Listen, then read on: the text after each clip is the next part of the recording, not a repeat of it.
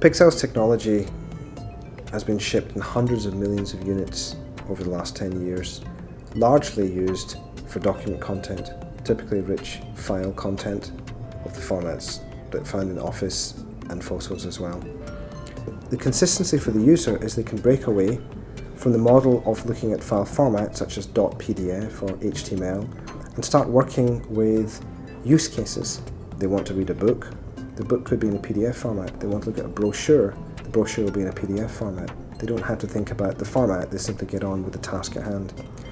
The responsiveness of the Pixel technology matches or exceeds that on a desktop PC, even without the specialized hardware we see on a desktop PC. For example, changing the pages here is nearby instantaneous. As I'm stepping through here with a simple gesture along the bottom of the screen, you can see the responsiveness is remarkable for a device of this age and capability.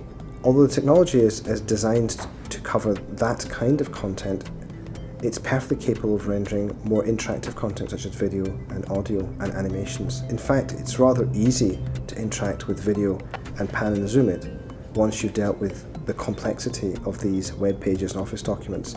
Here we can see PC-style video panning and zooming in real time again with a simple gesture, something that can hardly be achieved today on modern handsets or PCs, and again perfectly integrated into the handset itself using the same gestures and same capabilities. The Pixel technology goes beyond just rendering individual pieces of content. Combining them is a unique capability of our architecture. This allows us, for example, to take the video and embed it within a web page. Now remember, this is more than 10 years old. This predates the concept of embedded video and YouTube as we see it today. In fact, uses a simpler and smarter architecture. Allow me to demonstrate. If we take that same magnifier that we saw earlier and place it over the video, you can see the video continues to become magnified, panning and zooming as you'd expect with a seamless UI. That wouldn't be achievable using the plugins that we use today, where two pieces of software attempt to share screen but know nothing about each other. And that's because of the graphical pipeline that's used in this technology. Add to that video telephony. Instead of being placed full screen, it can be overlaid semi-transparent on top of the web page.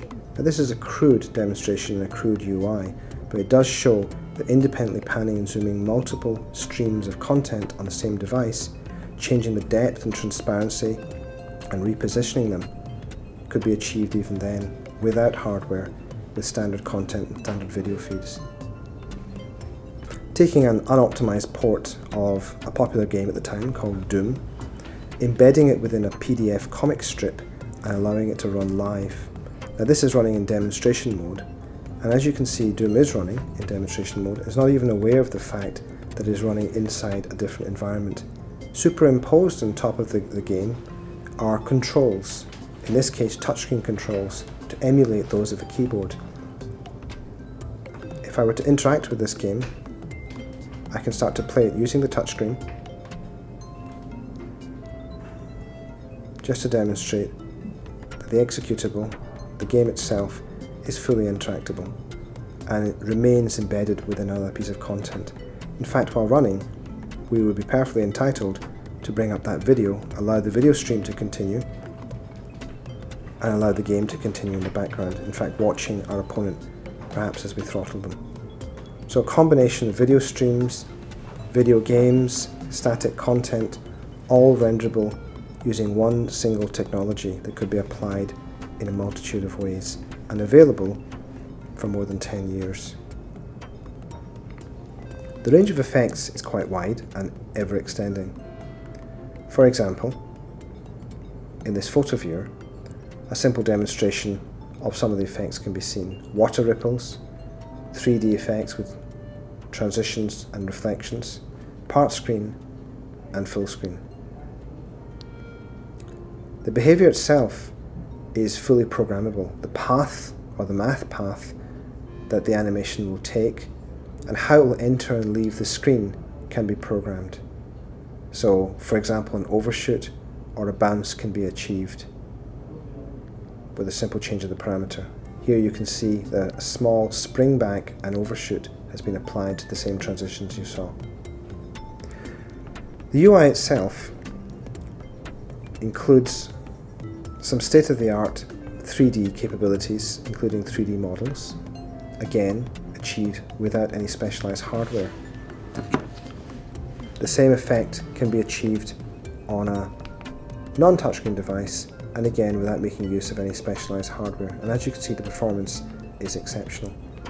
One of the unique features of the user interface engine is that because it doesn't rely on specialized hardware pipelines, is that the various effects can stack themselves seamlessly.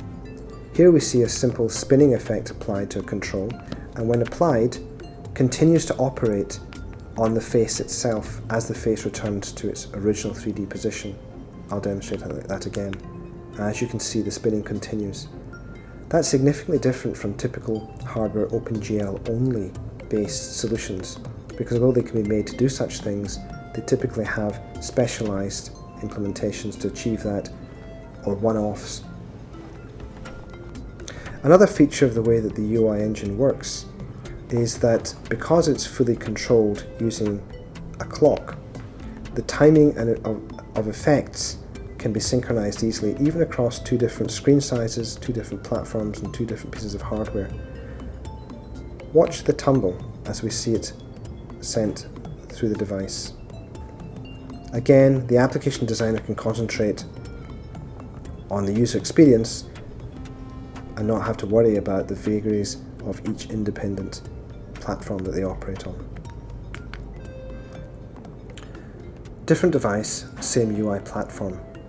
Cheap, easy to develop across multiple devices and form factors. User interfaces that normally take weeks or months take hours or days with Pixel's UIP. Grids that are capable of animating themselves into different positions or changing their look and feel with a simple touch of a button.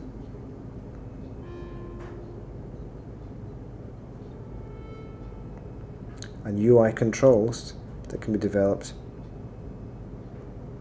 with the least of effort. 3D carousels, photos, contacts, documents and pages, web browsing.